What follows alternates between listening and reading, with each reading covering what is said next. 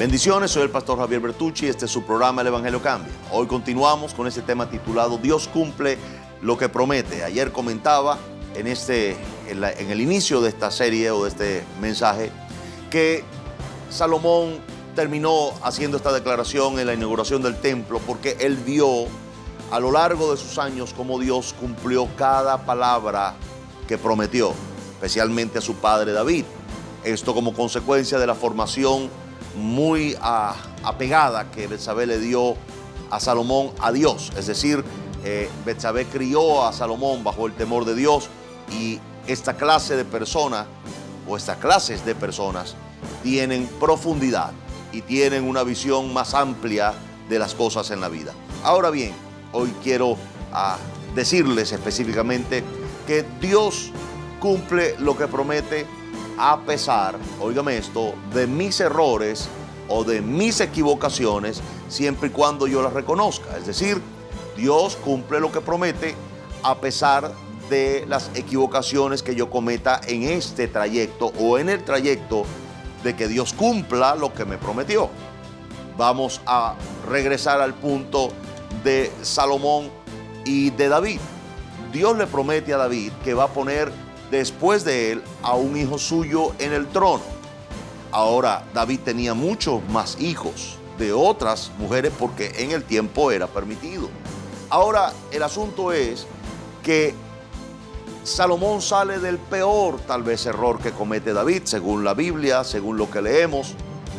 No por el hecho de tomar a Betsabé. Parece que David tenía la libertad de hacerlo de su pueblo, pero estas mujeres tendrían que ser vírgenes y no estar comprometidas con otros hombres.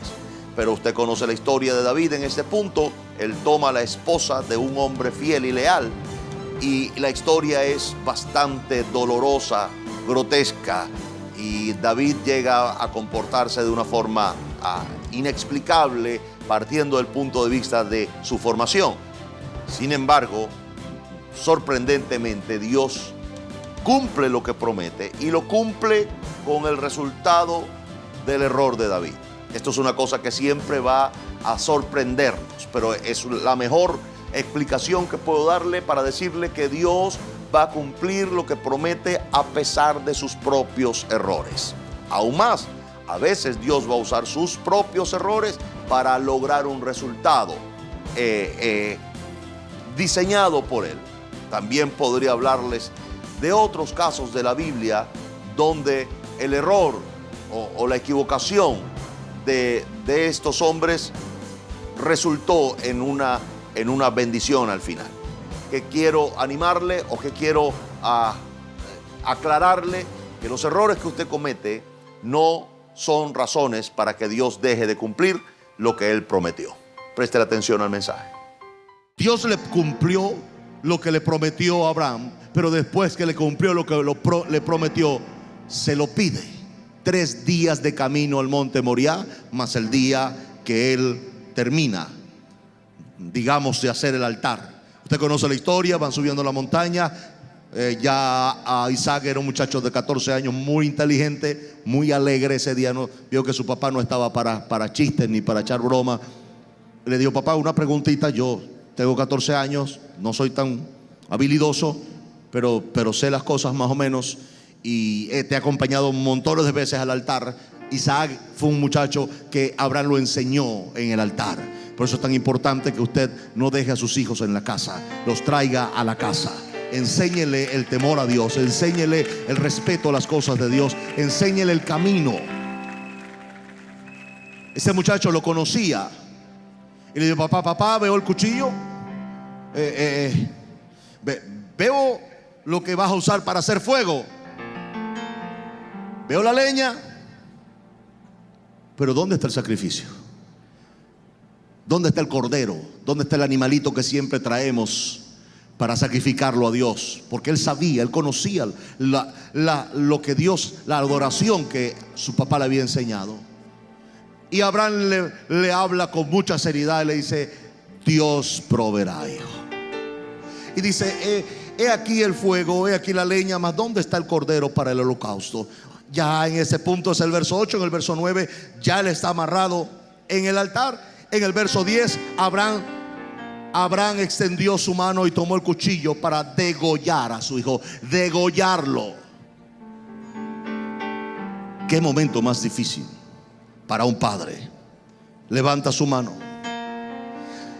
y cuando levanta el cuchillo, por eso le repito, Dios no ve sino el corazón. En este punto, Abraham ya sacrificó a su hijo. Hasta este punto, Abraham está turbado, está un poco confundido. Él pensaba que Dios no era como los demás dioses, o al menos los demás que él había oído, que en vez de sacrificar algún tipo de adoración, eran hijos personales, y era una acción grotesca. Pero Dios quería dejarle claro a Abraham: Abraham, yo no soy un Dios que quita vidas. Yo soy un Dios que da vida, y vida en abundancia. Así que en ese momento él le grita a Abraham y le dice: Abraham, no lo hagas, porque ahora sé que me temes. Le voy a decir lo que dice el original. No dice ahora sé que me temes, dice ahora sé que me amas.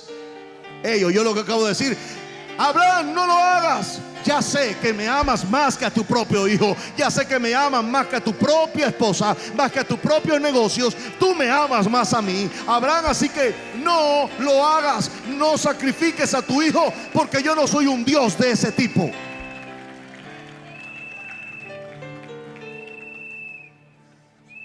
Así que cuando esto ocurre, usted conoce la historia. Yo no sé cómo aparece un cordero enredado en unos bejucos. Él lo agarra, le llega al cordero, lo saca de ahí, lo pone en el altar. Y ahora Isaac, abrazado a su padre, ambos hacen un acto de adoración. Ese día ocurrió algo. Ese día el hijo de Abraham, entregado a Dios, por amor a Dios, por obediencia a Dios, ese día el hijo de Abraham fue cambiado por un cordero. Pero después de 4000 años, Dios, en vez de poner el cordero, cambia el cordero y pone a su propio hijo por la humanidad, por causa de Abraham. Y yo les digo hoy esto: cuando un hombre de Dios hace todo para Dios, Dios luego hará todo para ese hombre y para ese pueblo. ¿Alguien dice amén a eso en este lugar? Dios cumple lo que promete. Como les vengo diciendo, Salomón, un hombre que fue formado apegado a Dios, lo dice con propiedad. Él vio la relación de Dios con su padre, o su padre con Dios, y él también tenía una relación con Dios, y vio cómo Dios cumplió cada palabra que le prometió a su papá David, como lo prometió, haciendo esta declaración al final de lo que Salomón le está diciendo a toda la multitud. Ahora, también quiero resaltarle, para terminar esta entrega, que cada vez que un hombre apegado a Dios, que cree en lo que Dios dijo y que sabe que Dios cumple lo que promete, va a poner en una posición de prioridad a Dios y su voluntad. Les digo, para terminar, que Salomón recibe de su padre 1000 toros de Basán, para que fuese con estos toros y pagara la dote, o las dotes si eran varias, pero tenía 1000 toros para comprar, o para pagar, o para dar como dote a los padres por la mejor mujer de todo el reino.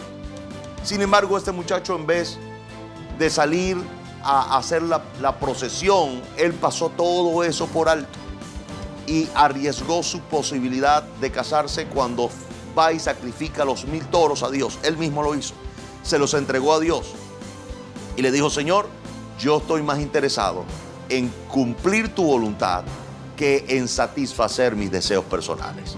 Y esa es la gran enseñanza de cómo Dios termina cumpliendo lo que promete, pero cuando hay del otro lado, es decir, del lado nuestro, una fe absoluta en que Dios siempre hará lo mejor, siempre Dios dará lo mejor, y que para mí lo mejor es lo que Dios quiere y no lo que yo quiero.